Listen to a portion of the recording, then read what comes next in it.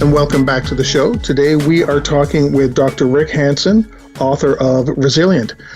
Great first segment there, Rick. I really enjoyed our conversation, and as I said during our break, not one thing was on our agenda, and I really enjoyed that, so thank you very much. AWOL. I've been AWOL here. Let's jump into your book. One of the things that you do talk about is all humans have three basic needs. Can you kind of tell us what those are and give us some examples? Because I think some of this information will help some of the people out there that may be sitting at home, through this COVID-19 and maybe need some of this information. Yeah, definitely. Well, so we are resilient in the service of meeting our needs. In other words, resilience is a means to an end. Well, what's the end? The end is the meeting of our needs and or helping others meet their needs, in part through coping with the world around us and also managing ourselves from the inside out. So if we're trying to identify the particular psychological resources, the particular inner strengths that will be most useful for a challenge, we have that modeled again, challenges, vulnerabilities, and resources, we want to match the resources for the challenges, for the vulnerabilities. So thinking in terms of our needs gives us a way into that. So what are our fundamental needs? People have taken a swing at that in different ways. A recurring model that you find again and again in biology and psychology is this notion that all animals, including humans, have three fundamental needs, broadly defined in umbrella terms as safety, satisfaction, and connection. Right? We need to be safe. Don't be eaten today. Eat lunch today. Don't eat lunch today. Second, satisfaction. That get the lunch rather than being the lunch. Get your food, accomplish your goals. Find some sense of gratification in your accomplishments in life. Satisfaction, and then connection. Obviously, passing on the species, but also just friendliness, camaraderie, common cause, teamwork with other people, cooperation, and secure attachment, things like that. So we have these three major needs, safety, satisfaction, and connection, and they are loosely related. The management of them is loosely related to the three-stage evolution of the human brain, with its, like building a house from the bottom up, its reptilian brainstem, mammalian subcortex, that's like the second floor of the house of the brain, and then primate human neocortex sitting on top of all that is the third floor of the house of the brain. So 3 floors of the house of the brain. So the takeaway point here, especially these days, is that if someone, let's say, is just really worried, their need for safety is challenged, and resources that are matched to that are explored a lot in that particular book, Resilient, but they include things that I've spoken of already a little bit, building up a sense of calm inside yourself, tapping into a feeling of strength, also tapping into the sense of being supported by others, all of which are matched, well matched to the need for safety, flagged by a feeling of, let's say, anxiety these days. Or to maybe finish on a different example, if someone, let's say, is having old feelings of being left out or unseen by others, coming up, maybe going back, as in my case, to your childhood. Well, if that's happening these days, the sense of calm strength isn't necessarily going to address that, but these days, the feelings that other people care about you would address the loneliness, or to some extent would address. It's a helpful resource for the loneliness or sense of distance or abandonment even that can come up for people. And this points to the ways in which sometimes a single resource is sort of like a multivitamin, or one rock, two birds, or something like that, so that feeling cared about by other people is actually a very primal way to meet all three needs, because obviously it meets our need for connection, to feel that others are friendly and like you and respect you, even if the relationship's not perfect, but they do appreciate you. They do like you, right? Mm-hmm. It's real. It's true, right? That helps us feel connected. It's also very satisfying to feel liked by other people. It's pleasurable. It's enjoyable, right? Oh, it's rewarding.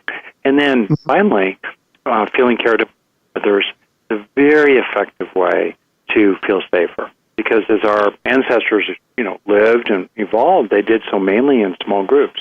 Even until extremely recently, just maybe 100 years ago, most people lived in small settings, so villages, very small towns, tiny little hamlets, little communities, let alone a few thousand years ago, in hunter-gatherer bands. So in that context, being exiled would often be a death sentence.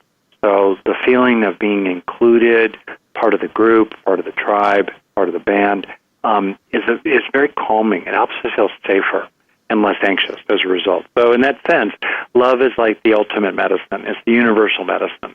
Whether it's flowing in or flowing out, it meets our three needs. You mentioned a couple of things there, and I just wanted to touch on one point. Does that mean that, out of the safety, satisfaction, connection, they're all interrelated? Is it possible to, be well connected, but yet not be satisfied or feel safe? Correct. Yeah, exactly right. That's very astute. And I know I just laid a kind of big mouthful on people. The key takeaway that's practical is to ask yourself, what, if it were more present in your own mind, would really help these days?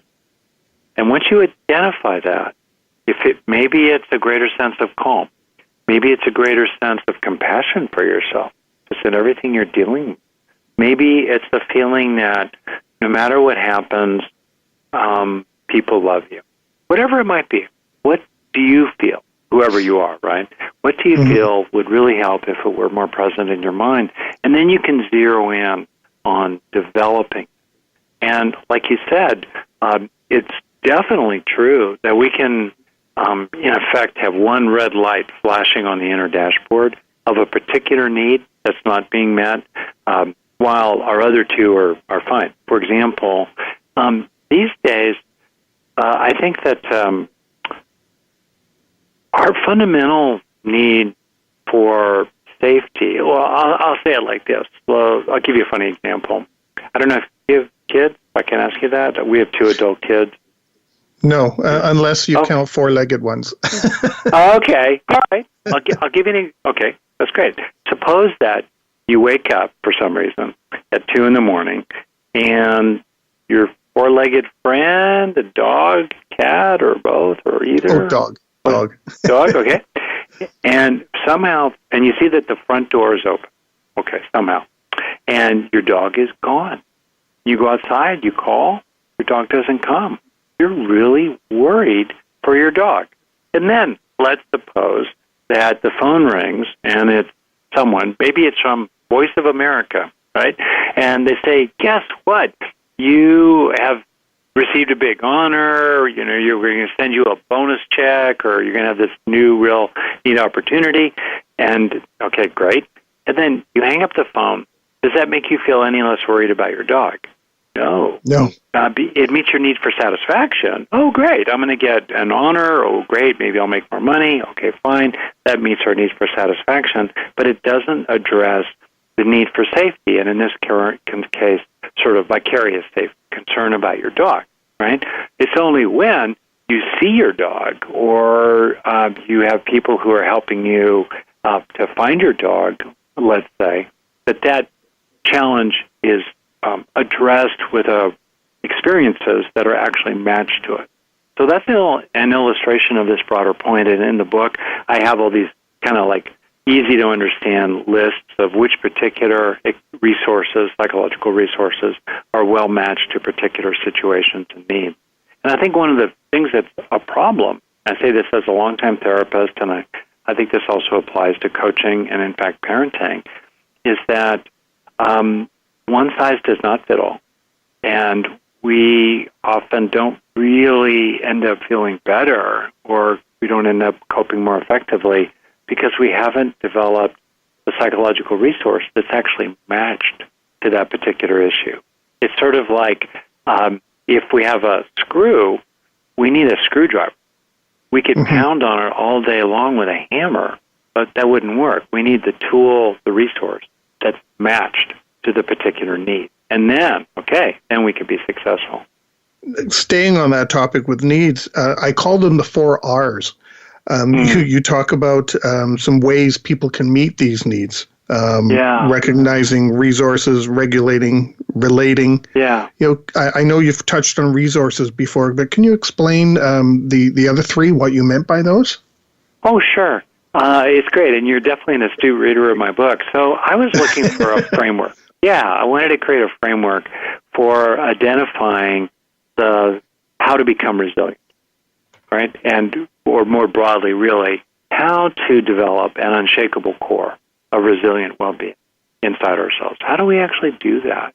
And that then goes to what are the psychological resources inside that we can draw upon to deal with our challenges and deal with our vulnerabilities while still maintaining a basic well-being in our own core. What are those psychological strengths? So what I did is I took these 3 fundamental needs, safety, satisfaction, and connection, which are managed by, in order, avoiding harm, approaching rewards, and attaching to others. Okay? So far, so good. Loosely related to the inner lizard, inner mouse, and inner monkey in terms of the reptilian, mammalian, and primate human stages of brain evolution. All right. In that structure, then, how do we figure out which needs are most useful for, which resources are most useful for the particular needs? Well, that then takes us into, I think, 4 ways, really, of dealing with life broadly, just in general. One is that we need to recognize what's true. We need to see what's true, what's up, including related to each one of our 3 needs. Second, as you point out, we need to resource ourselves. We need to, mobilize strengths inside and bring them to bear to deal with the, conditions of our life. Third, we need to regulate ourselves. This is classic in psychology, definitely classic in biology. If a system is dysregulated, whether it's an organization or a community, a family system, or a body or a car, if the car loses regulation, it can't function very well anymore. So we regulate. That's third. And then last, we relate. We are outward-looking. We are forward-leaning as beings, organisms, simpler organisms, plants, protozoa, and dogs and cats certainly also need to relate to the world around them. So, long story short, if you apply these 4 ways of managing well-being, 4 ways of sort of operating in life, to each of the 3 needs, 4 times 3 is 12, and then that gives you a neat model or framework for identifying 12 strengths. And so I'll go through the 12 real fast right now. And the way I structure them in the book and in my related online program, The Foundations of Well-Being, which people can check out. And we have scholarships for people in financial need, and it's inexpensive and very well organized. The Foundations of Well-Being program at my website, rickhanson.net. Anyway, in order, so the first of 4 groups.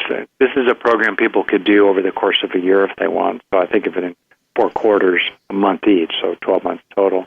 So the first quarter is about recognizing, and then in order, in terms of the 3 needs, safety, satisfaction, connection, we have compassion for yourself, because that's where we have to start.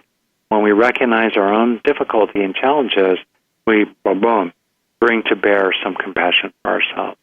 And then second, mindfulness. We need to develop mindfulness. We need to be aware of the outer world around us to recognize it, and also inside ourselves. And third, learning. Learning is the strength of strengths.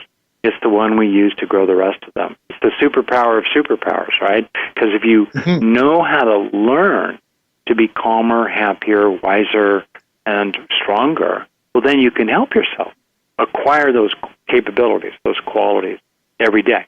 So those are the first 3, compassion, mindfulness, and learning. The next 3 are, where am I here? The next 3 are a sense of grit, and then the sense of gratitude, and then the sense of confidence, of your own innate worth, okay? Then comes calm, motivation, and intimacy. And then the last three are, and I've used different names for them, but basically I think of the last three as courage, aspiration, and generosity. So those are strengths. You can think about those as strengths and ask yourself, which of those are you really already great at? Okay. And which of them these days would be really good to develop? Yeah, considering we're in the pandemic, but actually that brings up looks like we've come to the end of our second segment. I'm going to ask the question in our third segment. Okay, great. We are talking with Dr. Rick Hanson, New York Times bestselling author of Resilient. We will be right back. If you like that video, thumbs up. If you didn't like that video, thumbs down. But leave me a message and let me know your thoughts. Of course, don't forget to subscribe. And in the meantime, stay prepared, everybody.